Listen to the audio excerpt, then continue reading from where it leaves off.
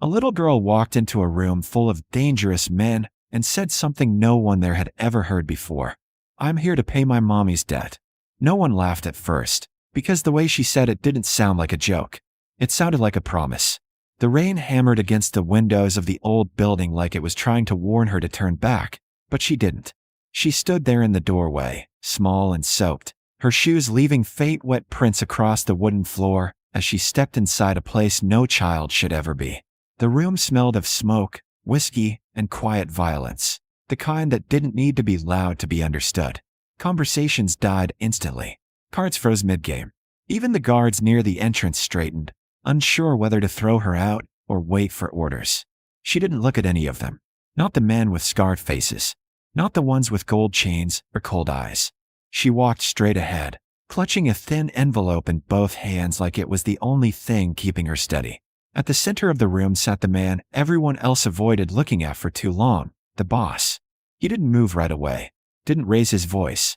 He just watched her approach with a kind of stillness that made everyone else uneasy. He had seen fear in many forms over the years, grown men begging, rivals trembling, people breaking under pressure, but this was different. This wasn't fear. This was something quieter, something heavier. She stopped in front of him, barely tall enough to reach the edge of the table, and lifted her chin just enough to meet his eyes. "I'm here to pay my mommy's debt," she said again, her voice soft but steady, like she had practiced those exact words over and over before walking in.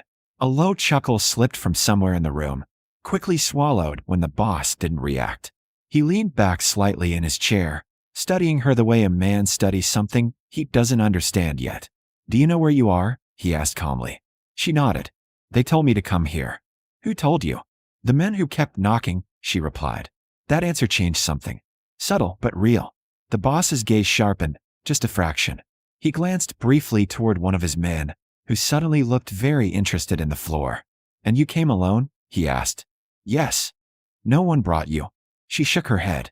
"My mommy said I had to do it myself." A few men shifted uncomfortably now. This wasn't how these things went. Debts were handled with pressure, with threats, sometimes worse, but never like this. Never with a child standing in the middle of it. The boss rested his fingers lightly on the table. "How much do you think your mommy owes?" he asked. The girl hesitated for the first time, glancing down at the envelope in her hands. "I don't know the number," she admitted. "But I brought everything we have." Another murmur started to rise, quickly silenced when the boss lifted a single finger. The room obeyed instantly. She stepped forward then, placing the envelope carefully on the table like it was something fragile. Like it mattered. The boss didn't touch it right away. His eyes stayed on her. "What's her name?" "Emily." "Emily," he repeated, as if testing the weight of it. "Do you know what happens when people don't pay their debts?" She swallowed, but didn't look away. "They lose things," she said quietly. "Sometimes everything. And you came here anyway?" She nodded again. "Because she can't." That answer landed harder than anything else she'd said. A few men exchanged glances. One of them shifted in his seat like he suddenly wanted to be somewhere else. The boss finally reached for the envelope, his movements slow, deliberate. He opened it with one hand, the room leaning in without meaning to. Inside were crumpled bills, small ones, worn from use, and something else. He pulled it out. A drawing. Childish, uneven lines. A house under a bright sun. A stick figure girl holding hands with a taller figure. Two smiles drawn bigger than anything else on the page. For a moment, the boss didn't move. The room didn't breathe. "She said this was important," Emily added softly. "So you'd understand." The boss's jaw tightened almost imperceptibly. He set the drawing on the table beside the money, his fingers lingering just a second longer than necessary. "Where is your mother right now?" he asked. Emily's grip tightened at her sides. "At home," she said. Then, after a pause, "She's not getting up anymore." The meaning behind those words settled slowly, like dust after something breaks. No one spoke. No one needed to. The boss leaned back again, but something in his posture had changed. The calm was still there, but it wasn't the same kind. He looked around the room, his eyes landing briefly on the man who suddenly found the walls more interesting than him. Then he looked back at the little girl standing in front of him, still waiting, still holding herself together in a place designed to break people. "And you walked all the way here," he said quietly. It wasn't a question. She nodded. "I didn't want them to come back and knock again." The simplicity of that hit harder than any threat ever could. The boss tapped his fingers once on the table, then stilled them. The rain outside kept falling, steady and relentless, like time refusing to slow down. Inside, something had already shifted, and everyone in that room could feel it. The moment the little girl said, "I'm here to pay my mommy's debt," something shifted, but no one understood how deeply until the boss slowly stood up. The soft scrape of his chair silenced the room completely. Every man straightened. Every eye followed him. "Who handled this account?" he asked, his voice calm but colder now. A man near the back stepped forward, adjusting his jacket nervously. "It was routine," he said. "Late payments. We set warnings." The boss didn't look at him right away. His gaze drifted to the table, at the crumpled bills, and the child's drawing. Then back to the girl. "How much?" he asked. 20,000, the man replied. A quiet tension spread across the room. The boss picked up the envelope again, weighing it lightly before speaking. "She paid it." Confusion hit first, then disbelief. "Boss, that's not even. I said she paid it." The tone ended it. No one argued again.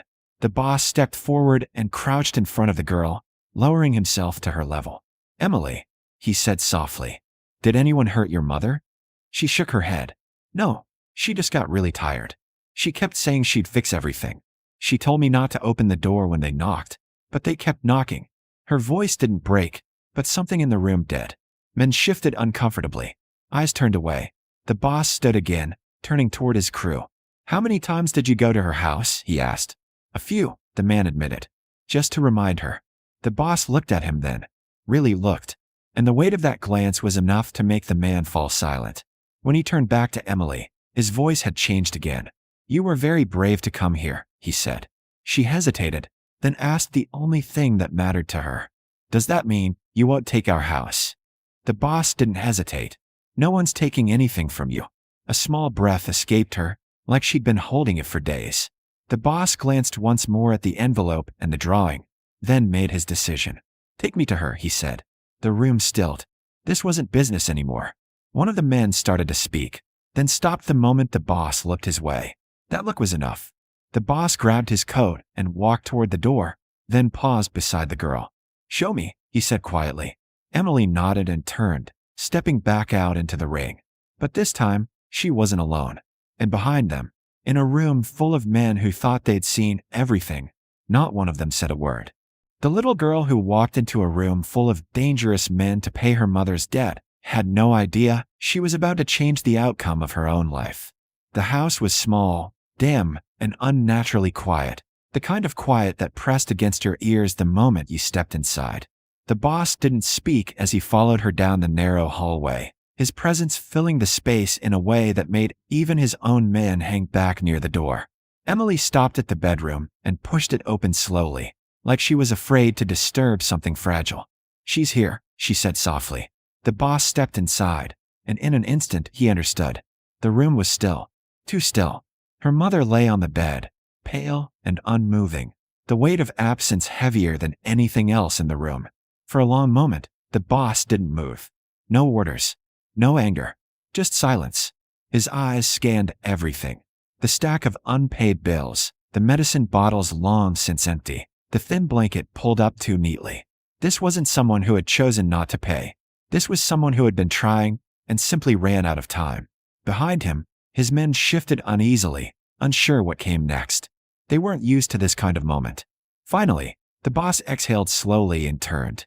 "Call a doctor," he said, even though they all knew it was too late. "And get someone to handle the arrangements." His voice was calm, but it carried something different now, something heavier than authority. The men nodded immediately, moving without hesitation. Then he looked at Emily, still standing in the doorway, watching him with quiet, uncertain eyes. "Do you have any family?" he asked. She shook her head. "No." The answer lingered, filling the space between them. The boss studied her for a second, then gave a small nod, like a decision had just been made somewhere deep inside him. "You do now," he said. The words were simple, but they changed everything. One of the men behind him let out a quiet breath, almost like he didn't believe what he'd just heard. "Boss." The boss didn't even turn. "Her mother paid her debt," he said firmly. "I don't collect twice." That was the end of it. No arguments. No conditions. He stepped closer to Emily and gently placed the drawing back into her hands, his movements careful, almost deliberate. "No one's coming to your door again," he told her. "Not for this. Not for anything." She looked down at the drawing, then back up at him, as if trying to understand what had just happened. The fear that had been holding her together since she walked into that building slowly began to loosen. The boss straightened and turned toward his crew. "Fix this place," he ordered.